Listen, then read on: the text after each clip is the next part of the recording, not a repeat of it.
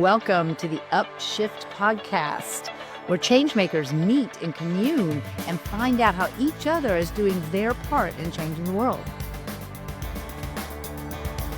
On the Upshift is Jenna Udenberg, who is an author and I'm gonna get this right, Jenna.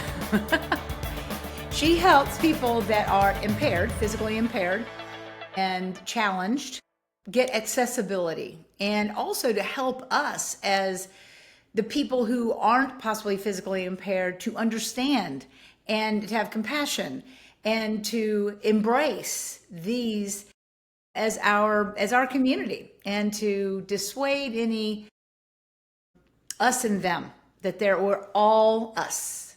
Am I right, Jenna? Okay, good.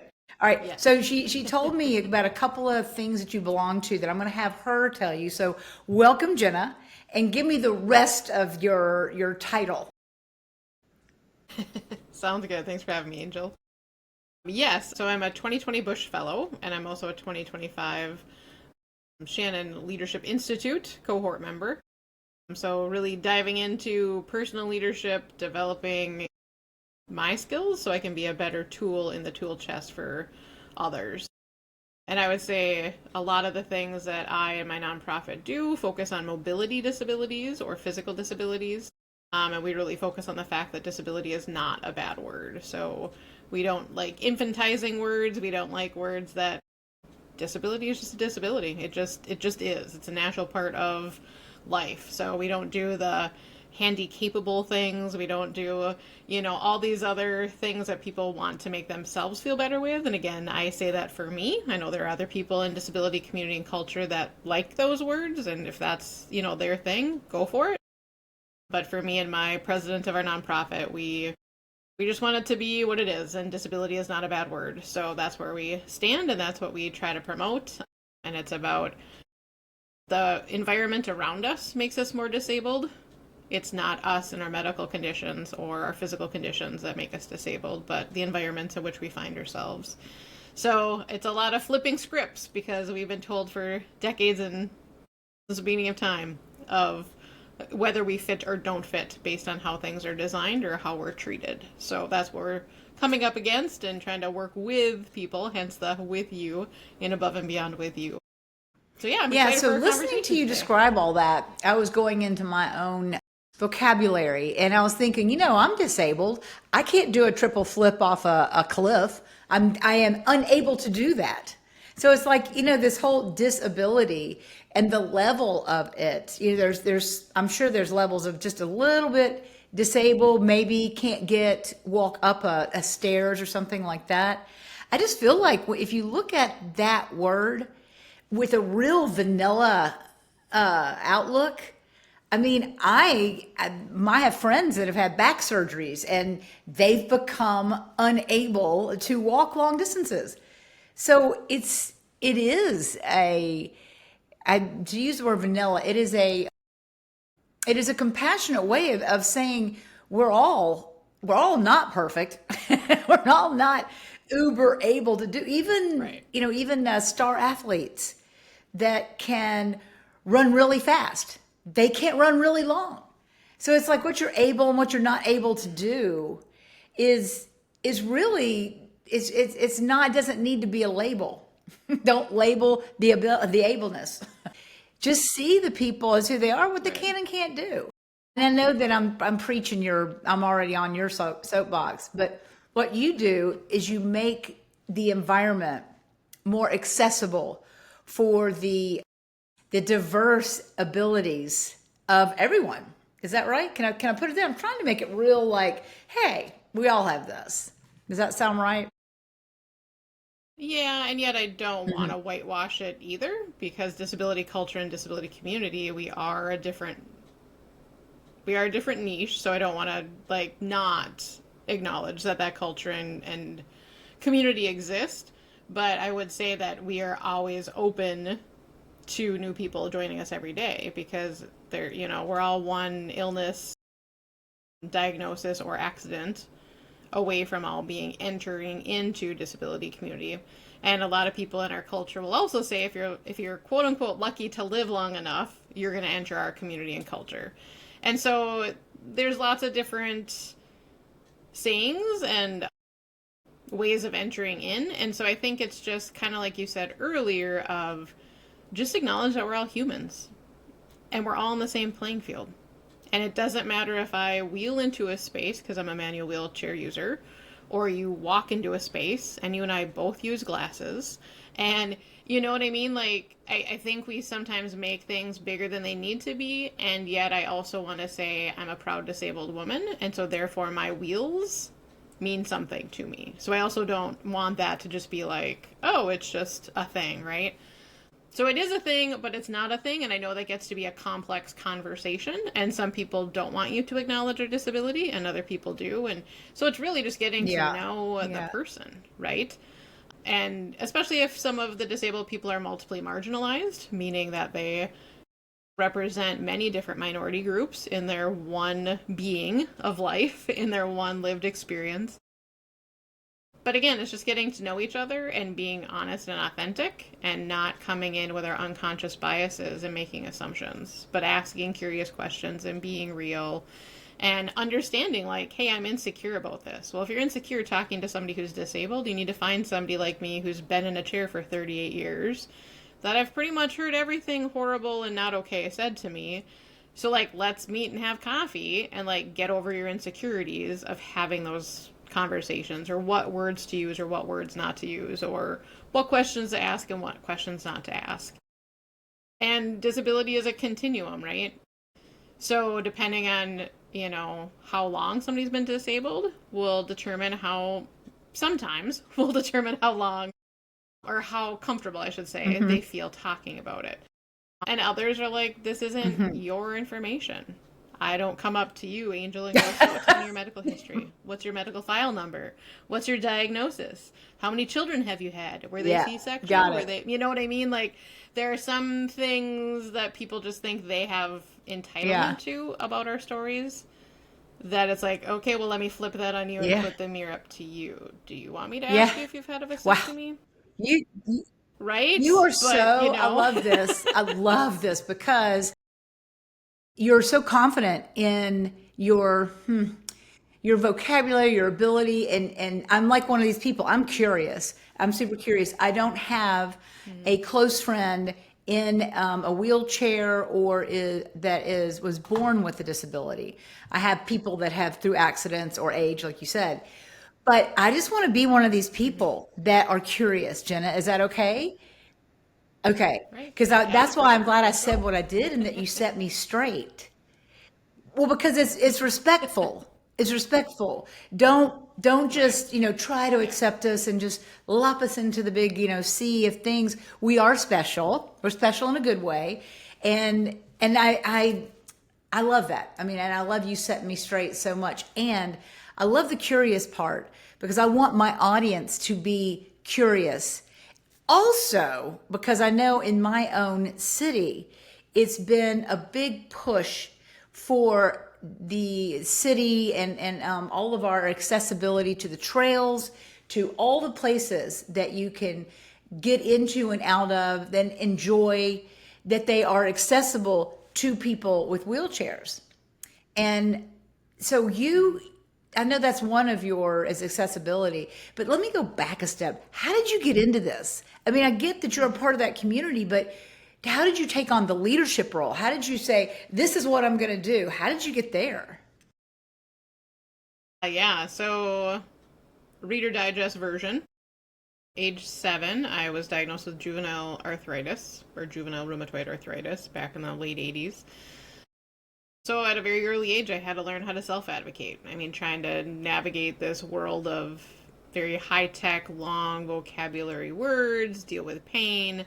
I was in a wheelchair within a year of my diagnosis, so by age 8, I became a wheelchair user. And I fell in love with music. I am a trumpet player and fell in love with becoming a teacher. I had an amazing middle school band director who inspired me to do that thing, right? I didn't get into music education because I loved chord structure or because I loved playing instruments or because I knew that a fifth was different than a third or that I wanted to string a violin, right? Like all the things that maybe draw other music people into it, but I was inspired by an amazing teacher who saw me for me and saw the leadership skills and the different talents and abilities outside of being a great trumpet player that inspired me to go, you know what? I want to be a tool in some other kid's toolbox. I want to be used however, and it doesn't matter if I'm making great musicians. It doesn't matter if I'm making great singers, right? Like, the point is that we're making better human beings. The point is that we're providing opportunities for people to grow. The point is that I'm always a lifelong learner, that I'm being curious, that I am wanting to be a sharp tool in these kids' chests. And I've always said since day one, because I knew my disability more than likely, because with arthritis, it's progressive. It does whatever it wants, when it wants. One day you can do XYZ by yourself, and the next day you can't. And then the next day you might be able to do it halfway. Like, that's just the disease cycle. And so I always said early on in my career that if I'm not being effective and efficient in these kids' lives, I don't want to be a rusty tool in their tool bin. You know, pandemic happened. I'm used to all of my disability being front and center. Like, here's my wheelchair. Oh, and there's Jenna. Is typically what most of my life was, right? Like, oh, here comes a chair. Not, hey, here comes Jenna, who happens to use a chair. Again, like, I think about it now and I'm like, holy crap, I was disabled before the Americans with Disability Act was even a thing. Like, that's shocking and alarming, and yet I live in rural Minnesota, so of course, by the time any of the laws or any of the things happens way later up here, just because we're rural. Life was just very different. And so, like I said, self-advocacy, all the things. Well, then the pandemic hit, and I was a music teacher and working from home, and my school district came back and said, we're no longer interested in accommodating your work from home order. And that's when my invisible disability came in, because I'm immunocompromised between my arthritis, having diabetes, and like 3 of my medications make me super immunocompromised. So that was the first time that my friends, my family, students, families, community was like, whoa, there's more to Jenna's complexity. Jenna's not just a superhero who happens to use wheels. And, you know, I'm still masking, to be honest. Like, in the last couple of months, I've decreased on that. But now that flu and COVID and all that type of season and everybody's coming indoors, I'll be masking again. And so dealing with all the things, good and bad, from the pandemic that happened, you know, all of a sudden my identity as a music educator was ripped from me. I didn't get to have my final concerts. I didn't get to have my final programs. I didn't get to say goodbye to my coworkers or my kids. It was just like, nope, you're done. You're not coming back to school this year. And it was like, okay. But as I was cleaning up the space that I'm coming to you from today, it was like I was bending down, picking up some instruments, and I heard the word accessibility educator. And I went, huh, interesting. And so as life has transformed, and I was a Bush Fellow during that time, and, you know, working with other fellows in the cohort and working on my own leadership and working on my own self-care, it was like, why do I feel like my master level music education has to go away? That part of me isn't dead, that those skills can be transferable. So why would I not think about accessibility education? Because I've already been doing that for the last 30 years, right? Like, why is this something new? But it just took that inspiration to be like, oh, okay. And so as, you know, I was working on my memoir within my spokes and becoming a published author and creating Above and Beyond with You, going through all the hoops of creating a nonprofit, that was the board that I brought together. So our board from the beginning to even now, every board member currently has some connection to education, whether they're a former special education teacher, adaptive PE teacher, former paras, former administrators, OTs that work in a school setting. Like every single one of us, and then our current president used to work for summer camps that were adaptive. And so we all have some connection to education. And as we've been out in community working with fellow nonprofits or working with for-profits or working with agencies and entities that are, you know, state governmental type things, that's what set us apart, because we come from that educational lens. We can have that conversation And then the president and I, Jamie and I, are, besties from back in the day. She's my disability mentor for sure. We have the same disease. She was diagnosed at age 2. I was diagnosed at age 7. But because we have that connection and we can have those hard conversations, I think that's what really sets us apart. And that's what just brings me joy, watching other people have that aha moment of like, oh, I shouldn't use handicap anymore. Got it. From our conversation, I'm going to remember you are not a golf term. Jenna and golf do not go together. I'm not going to say that Jenna's handicap. Like, got it. Disability is not a bad word. We're going to go with it. So it's seeing those aha moments in others is what keeps me doing this what is the proper way to address somebody with disabilities? Tell me. Yeah, I mean, typically it's always person first, right? Politically correctness is always person first. So, you're a person with a disability or person using a wheelchair. I'm not a wheelchair. I'm a person who uses one. I'm not bound to a wheelchair. That's like a huge no-no. Like our wheels give us freedom. So I'm not stuck in a chair. I'm not bound to a chair. I'm not limited. Sometimes when people say limitations or that kind of stuff, that also gets a little cringy for some of us because it's like, well, yeah, but we, like you said earlier, we all have them. So then why do mine have to be highlighted? So how do I describe you to someone? Hey, I just interviewed this wonderful woman named Jenna who is or happens to be. So how do I describe you? Yeah. So, hey, I met this awesome person named Jenna. She's a disability activist and advocate. And yeah, she's been a wheelchair user for 38 years. If you want to get that in detail. Or like, hey, I met this cool person named Jenna Udenberg. Right. Right? I don't go like, hey, I met Angel Howard and she's got blonde hair and she has these cool blue glasses and, right? So it's kind of like, what information would you say about anybody else? And if the wheelchair or disability is pertinent in what you're sharing. I see. It's something you can, okay. Sure, share that. But I want to know what the correct word to use is for describing disability. I mean, is it disability? You say you can't use the word handicap. I want to know, and I want everybody else to know what is the proper way. Okay, so it is blank accessible. What's that word? The blank. Depends on your situation. So like Wheelchair you could say accessible, okay. wheelchair accessible, but like my 84-year-old dad uses a walker. So some people in disability culture are like, oh, but it's not all about the wheelchairs. A lot of people make it about wheelchairs because we're seen often. So if you're trying to say that it's like mobility accessible, meaning that anybody that uses a mobility device, whether it's a wheelchair, a scooter, a walker, so there's, that area of it.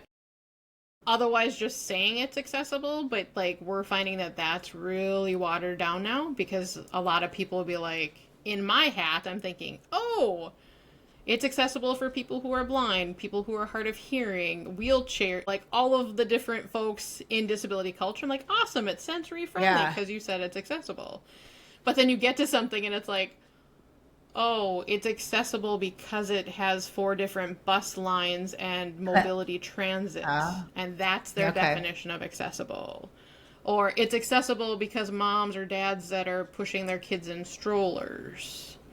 That's accessible. You know what I mean? So it's like, or like I'm up by the Boundary Waters canoe area up in northern Minnesota. So they'll be like, yes, that's an accessible lake.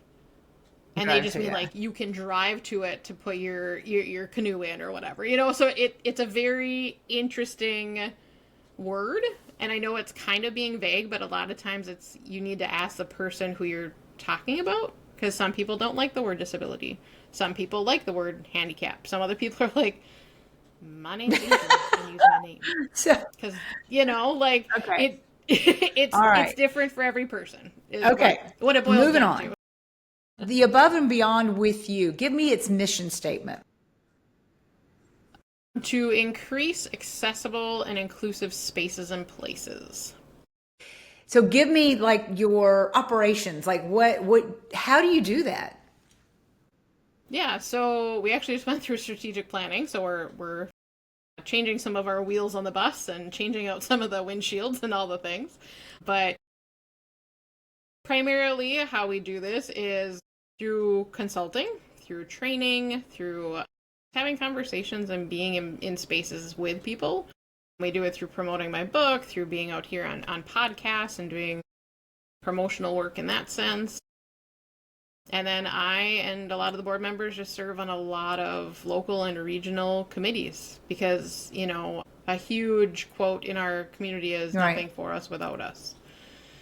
So often there's well-intended non-disabled people sitting in meeting rooms, sitting at those big tables, sitting in legislation offices and all the things, but they're not consulting the people that it actually directly impacts. And so just taking up space, making sure that the asks are accessible, making sure that all stakeholders are a part of the process. And, all too often before I started this work, it was like, Jenna, we just made a building and we think it's going to be wheelchair accessible and all these things and it's going to be great. Come after we have the grand opening and tell us all the amazing things we did. Instead of being in the design. Yep.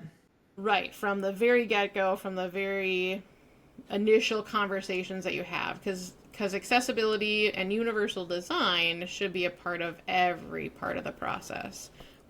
So now my mind's going off in two different directions. One is there's the local, like you got community and access to libraries, things like that, but that goes into city, and as cities develop, and then not only the new development, it's going back into the old buildings that don't have to be, in some cases, disability accessible, if I'm saying that right, because they're grandfathered in. Mm-hmm. That's got to be a big push and a bit depressing for your group. It's like, no, actually, you guys need to change that. So you're up against local, city, state, and federal. Are you accessing all these different government entities in the developmental world, through the ADA? My mind's now going, gosh, how big has this thing gone? Because you could go down the street and find places that are not. And then my question, I told you I was going to be curious. Then my question is, so you find a city, say you go into a city, an old city or a new city, and you find it's not accessible at all. I mean, it's just cobblestones and it's raised sidewalks and it's just awful. No blinking or, anything for the seeing impaired. If I said that right, I'm like really conscious if I'm saying things wrong. Me too. I'm learning every day with all the right. Do you go knocking on doors going, hey, or do you find allies? How are you doing what you do? I am trying to work smarter and not harder. So trying to make partnerships, trying to work with allies, trying to have those gentle but firm conversations.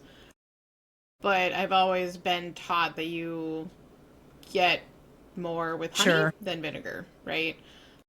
But then we're also taught that the squeaky wheel gets the grease. So you kind of have to always do that dance and that treading that line, right? But not backing down on what's true. And so I think that's kind of personally where I find myself now. And I've had some of my board members confront me on that.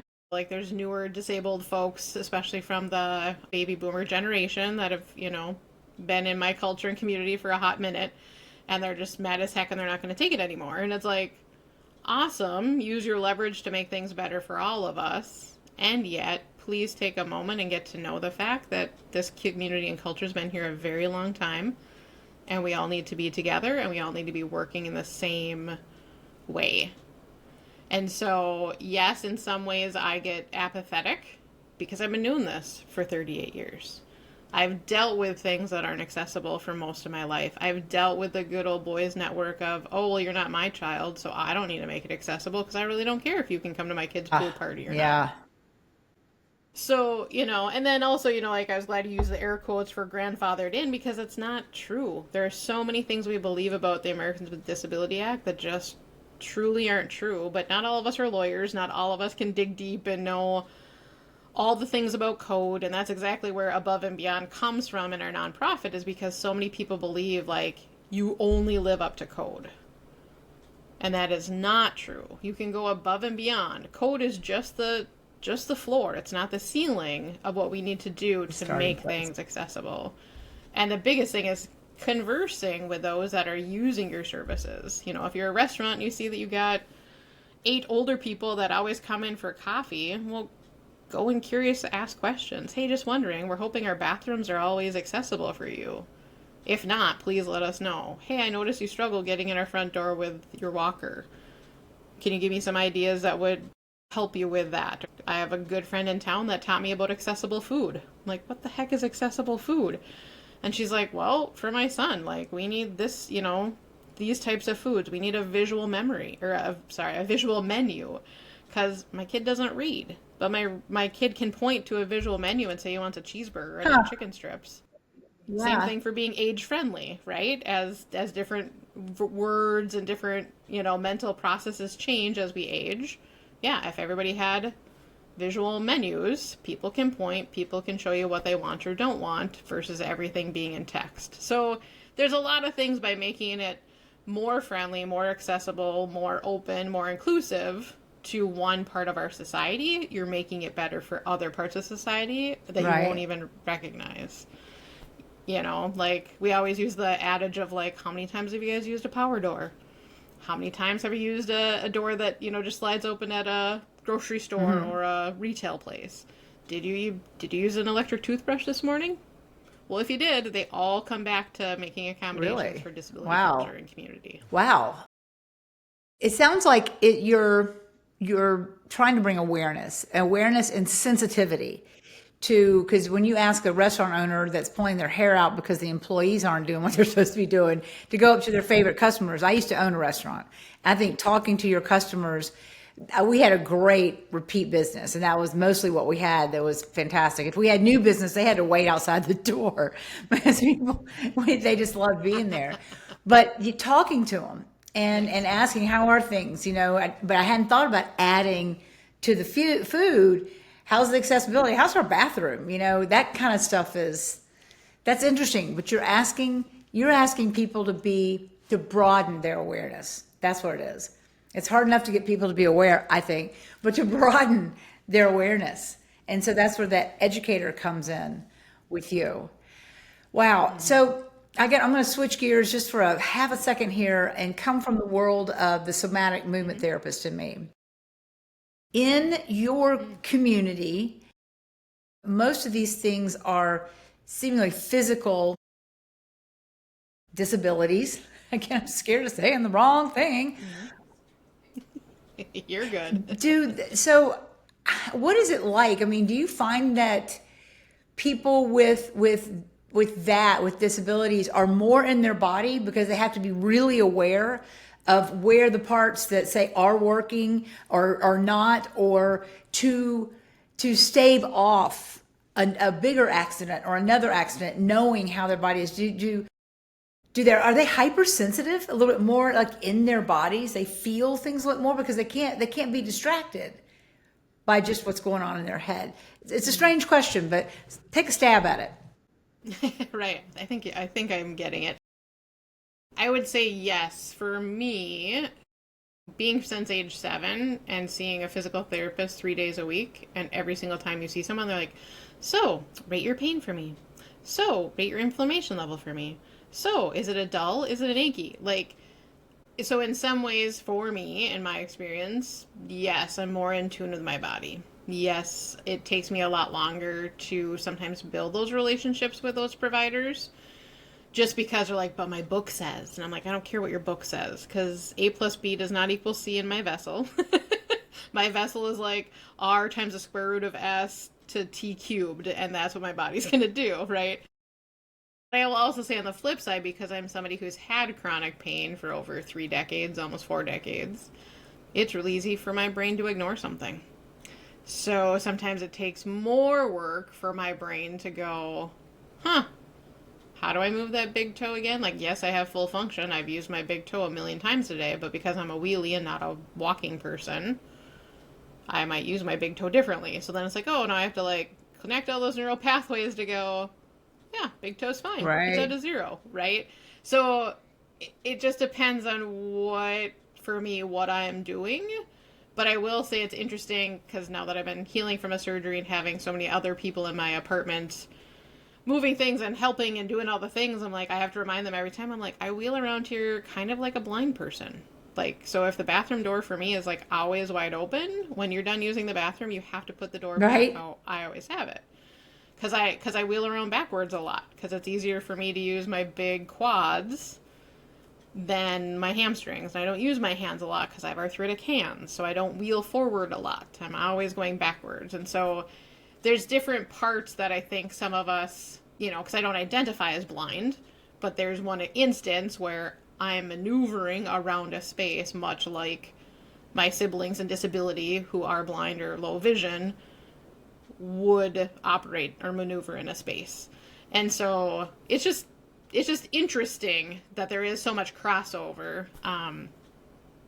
And then there's the friends, that are on the autism spectrum, and then they have to do. So that, I wanted to ask you that. Does the And ADD and ADHD and autism on the spectrum from all the levels, is that considered in the umbrella of things as a disability? I would say yes, from my non-ASD world. But I know that there are people within autism culture that stand alone and don't claim it as a disability, and that's cool, that's their prerogative. But I think in the general societal verbiage, yes, that all of them would be under disabilities, whether it's learning disabilities and dyslexia and like all of those differences, I think in the general sense are So again, under the other umbrella.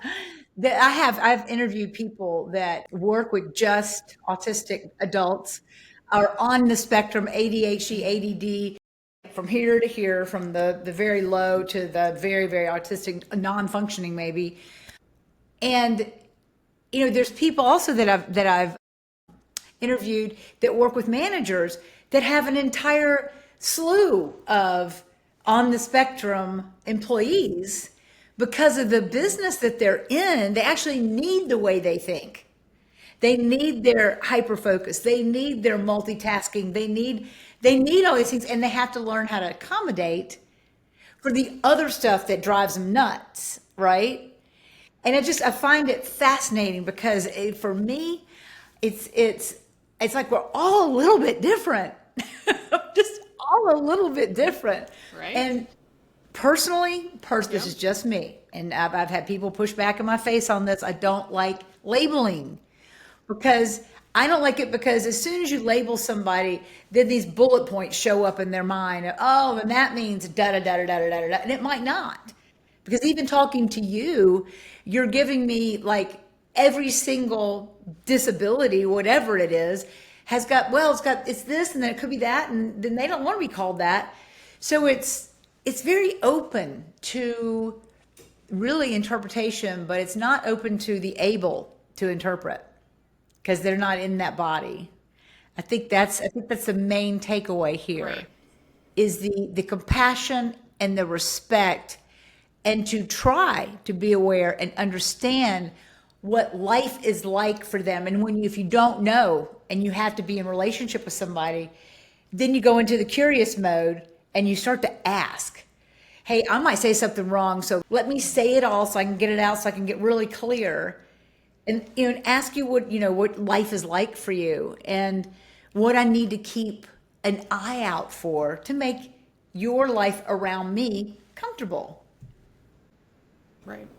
And a lot of times when I talk about labels too, I go back to like kindergarten classroom, right? And even before that, right? We're teaching, like my little great niece, we're teaching her that this is an orange crayon, and this is a purple crayon, and this is a blue crayon. Like, there are things that need to be labeled for our learning, but it's when we assign good or bad. Oh, well, that blue crayon, ooh, that's a little less important than that purple crayon, right? And it's like, same thing. Or like, ooh, I knew a Jenna, and she was, I don't want to talk to that Jenna. Or, ooh, I knew this Angel, and she was all these things. And you're like, please get away from me and stop touching me, because I'm not that Angel. Like, like, it's just like, it's that whole, old saying of like, treat others how you want to be treated. But sometimes you just have to be a little self-reflective before going into that thing, because just because you like to be hugged Right. doesn't mean everybody likes to be hugged, or just because you like using sarcasm doesn't mean that everybody understands or feels comfortable with sarcasm. Or even like now that I've been in the podcast world, and many of them that I've been on are also not in America. So then like once I like cue into that in the middle of something, I'm like, oh, I have to say where Minnesota's located, or I have to say the saying, or I can't use this colloquialism because it's not going to make any No. sense to somebody else. And then I say oofda, and they're like, I'm what from in the world Tennessee. did I you don't know what say? that means either. So It's a Scandinavian saying of like, oh my. So, all right. yeah, so it's just that scenario of like just asking curious questions. And I loved how you added the rebuttal in front of it. Like, forgive me in advance if I say something incorrect, and please tell me. And but it has to be an authentic thing too, right? Don't say something that you're not wanting somebody to correct you or to tell you how they want it. Right. And all of us are different. So I think just remembering that in applying So and connecting with people. I have a new book coming out, and it's about how we communicate non-verbally, really, mostly. And that's for any ability. Any of those. So I really like that part of it. I might have to add that in the book, though. That this book is not, whether you're an able-bodied person or not, this is not just for the able-bodied. This is about you reading the room, reading the emotions, asking what you don't know. Mine's all about preparing for communication so that it's successful and impactful and leaves everybody intact. But I think you've just given me a great idea. I might have to add something about that, because it is more inclusive, that this whole body language, Right. it falls even with people who have able or unable bodies. God, I love that. So thank you.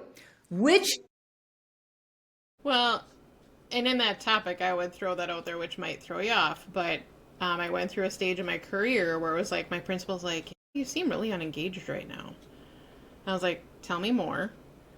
And then so then I went to my occupational therapist later that week, and I'm like, all right, so this thing happened. And she's like, okay, show me your body language. And so I popped my wheelie and I leaned back in my chair like I am now. And she's like, okay, well, if I put my able, non-rehab based brain on, that's telling me you're checked out. You're not leaning in. You're not showing that you're fully engaged to what my able-based brain is saying what engaged looks like. And I said, no, me being laid back and like this in my chair, my body is at rest. So now my brain is fully engaged with you. I really like that. So there could be differences in what you're sharing, because a disabled body needs to meet their needs in ways that maybe could be misinterpreted by a non-disabled brain of like, whoa, this person's like dead with me and she's kind of crabby. And I'm like, oh no, I'm like fully lit up and my brain is like totally here with you in this conversation because my body is being taken care of. See, and I'm not in pain. but with my method though, I would ask you, if you were to lean back, I'm like, hey, are you okay? First of all, I'd be like, are you going to fall? Right. And then I'd be like, okay, I'm getting ready to hit you with some heavy stuff. Are you ready to can you hear me right now? I would ask. I just have to ask. I don't like interpreting. I don't like, if I'm confused, I love clarifying questions, because that actually makes the space between us more comfortable, because then I care. And that's what people need to know when you communicate with them. Yep, and you're creating Safety. an environment of safety. And I think there's so often where we don't feel safe, and then that's when the walls come up, and that's when the miscommunications happen, and that's... Okay, Jenna, you've got a book. So my book, Within My Spokes, is my memoir. It was published in 2023. I'll grab it here if my cables will allow. There it is. And so there it is. So you can get it at any place you get your books. You can get it on Amazon. You can get it on our website of aboveandbeyondwithyou.org. And I'm hoping to have our audio version of it out in October, because it's Disability Employment Awareness Month. So that's my goal. So you can be looking forward to seeing promotions about that when that launch date is. And the title again is so Within My Spokes. You can get it on all the websites. And And you said the aboveandbeyondwithyou.org is how people can connect with you? Yep. Yep. And we're also found on social media. We're on LinkedIn, Facebook, and Instagram. I think if we have any listeners out there that are curious about maybe they can help, whether they're able-bodied or not. And also you probably provide community for people who might feel isolated in their situation. Yeah, we, love to connect. Like we say, every story is important. So we want people to get comfortable in sharing their stories. And if that's something they'll allow us as well to share, or, if we can come alongside and encourage each other, that's the whole point of. So one of the things I'm going to end with is the inspiration. So going back to one of the first questions I asked you, like, how did you get into this? How did you starting with the trumpet and all that? It was somebody saw you and inspired you. So this is what I would love to sprinkle magic dust on the listeners from our podcast together is think about who you're inspiring and how you're inspiring. You never know, right? You never know who it is or what they are, what they're doing. A smile to a checkout clerk could let her know that maybe life isn't as bad as she's ruminating in her head about. Helping someone, that may be a question I need to ask you. Is it okay if somebody is struggling to get in a door or whatever? Is it okay to ask if I can help? Can I hold this door for you? Is that okay? Yeah, and I would just strongly encourage listeners that if somebody says that no, they don't want help, and that be okay too. Because what looks like struggle to one sometimes isn't good. Struggle Okay. To the other. Gosh, you are really giving us some good information that I think people don't hear a lot of and don't talk about. And for that, I really love this podcast with you, Jenna. Thank you so much for joining us today. Yeah, thanks for this great conversation. All right. We just had Jenna Udenberg on the Upshift podcast. She was a wealth of knowledge for that world seen from a person who has disabilities. And we thank her very much for spending time with us today. I am your host, Angel Howard, and I would love to get to know you all better. Send me an email at angel@angelhoward.co. Book me for a speaking engagement or come on over to my website, angelhoward.co, or dive deeper into your own journey of self-discovery and get my book on Amazon, Issues in Your Tissues. Until next time.